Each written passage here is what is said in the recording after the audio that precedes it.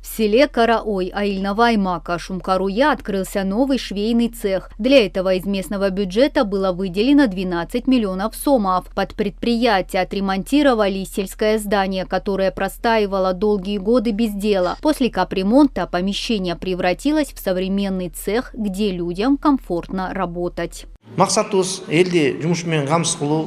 Наша главная задача – обеспечить жителей работой и создать им хорошие условия труда. Теперь сельские мамы смогут работать рядом со своим домом, при этом устроив своих детей в садик. Многие в поисках работы были вынуждены уезжать не только в город Талас, но и в Бишкек. Теперь они получают хорошую возможность работать у себя в селе.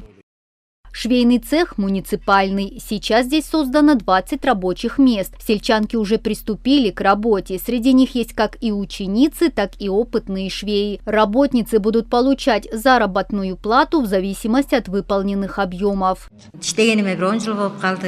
В целом я работаю швеей 10 лет. У кого-то стаж 2 года, у кого-то 5 лет. Прошло 2 года, как я приехала жить в это село. В основном работала в городе. Производство идет хорошо. Мы благодарны руководству, открывшему цех. Сейчас мы отшиваем женские пиджаки и брюки. Лично я сейчас буду шить штаны.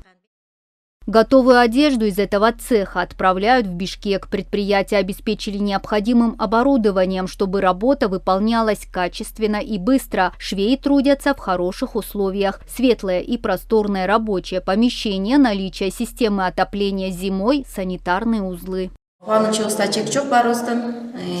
Мы все очень рады открытию производства, особенно довольны сельские женщины, которые искали работу. Многие сидели дома и не могли трудоустроиться. Теперь они будут получать зарплату. Это хорошая поддержка семейному бюджету. Средняя ежемесячная зарплата будет составлять примерно 30 тысяч сомов. Правительству и местным депутатам наша благодарность за поддержку. Отметим, что местные власти аймака Шумкар-Уя планируют в ближайшие месяцы открыть муниципальный швейный цех на 40 рабочих мест для жителей села Чон-Токой и Кенеш за счет средств местного бюджета. Кроме того, в районе действуют и частные предприятия, предоставляющие рабочие места.